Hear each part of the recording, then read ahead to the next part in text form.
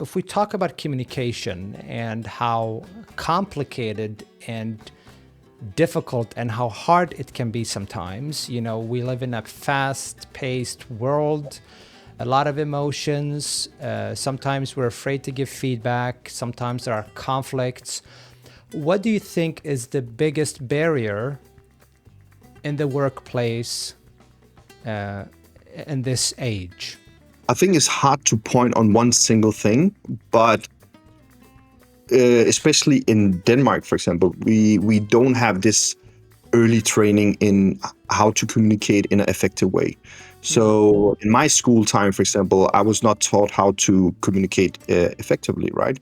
It's usually a skill that we build and refine through our careers, right? So I think that's, of course, one of the things. And as it is with everything, that if it becomes a habit, it's very difficult to change a habit, because you have to unlearn a lot of things, right? In order to get it right. So it's more safe just to do what you are used to do, right? And then, of course, at the same time, you mentioned already that we are operating in a very fast-paced environment, especially as a leaders, that we are jumping from one meeting to another. That is very easy to go into autopilot, right? Just do the stuff that we are used to do, communicate in the same way that we are used to do. And sometimes it feels like we don't have the time to stop, reflect, and put real thought into how we are saying things, right? So I think there's different elements to it. And I think one of the other things that we also talked a little bit about is our own bias, right? So our own bias in terms of, if we don't have, for example, a healthy feedback culture, then you are just communicating in the way that you are. And people are not telling you the impact or the lack of impact that you're having with your words.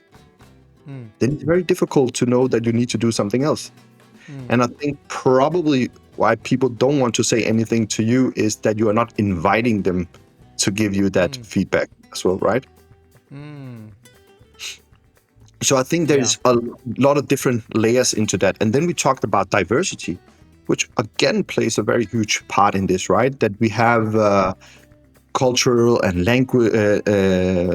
language differences, right?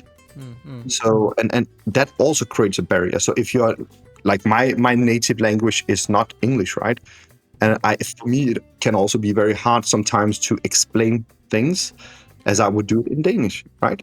And then it can sometimes comes across as being very impatient or very direct, even more direct when I'm speaking in Danish, right? So I think those are the things that we need to be mindful of.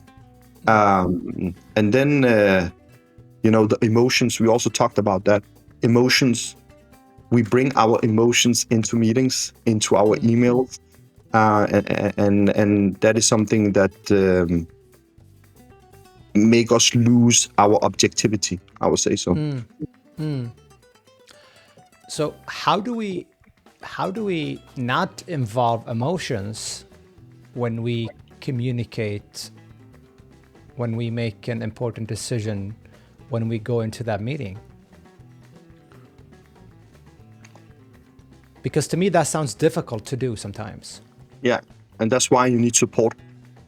If you feel it's difficult, you should have an alliance at your workplace. Somebody you trust, somebody that you can say, hey, I have this email. Can you please read it? And what do you think? What is the feeling you get when you read this? And then you get the immediate response of that, right? And then you can adjust it along the way. And we have today we have other tools like AI tools. You can put it in and say, I want to make sure that I'm communicating this in this way. What do you think, right? And sometimes it's good to just get that feeling, right? Am I heading in the right direction or not, right? And that's more like with the email, right? And I think when you are, for example, in a meeting, I think then it's very important to pay attention, not to only what is being said, also to what is not being said. So how are people reacting when you are saying something, right? What is their body language? Are they sitting like this? Or are they not? Are they engaged? Are they looking at the computer now and start typing? So I think you need to pay attention to that, because if you're seeing, if because you can end up being even more frustrated in the meeting because you're already bringing your emotion into the meeting, and then you're seeing people are not engaged, and then that could create even more irritation and frustration, right? So you need to be able to scan and adapt within the environment. And it's difficult. It's very, very difficult to do so.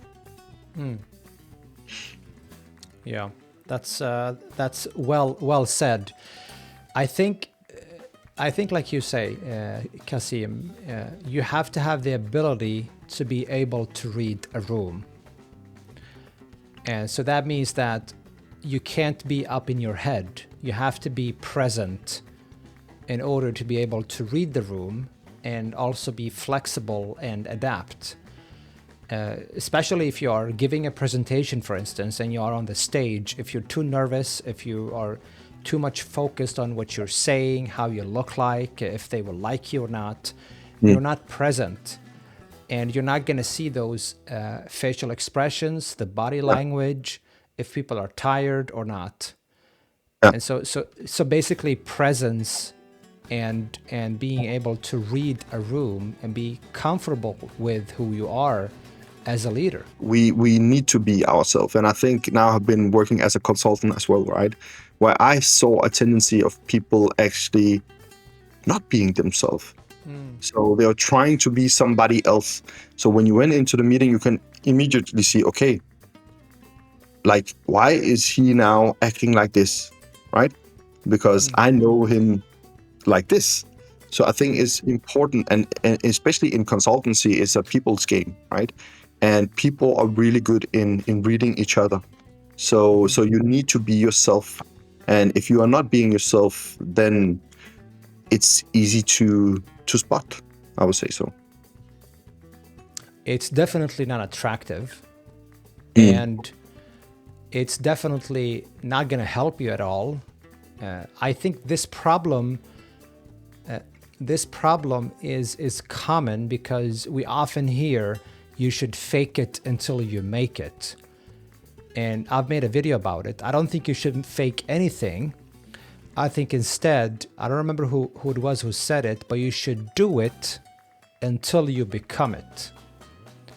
You shouldn't fake your emotions. You shouldn't fake anything, because I have more respect for you and for somebody who says, hey, I'm actually a little bit nervous. I don't know what I'm doing, but we're going to figure it out, than somebody who's pretending to be comfortable, who is pretending to know something they don't know, or to be somebody they're not.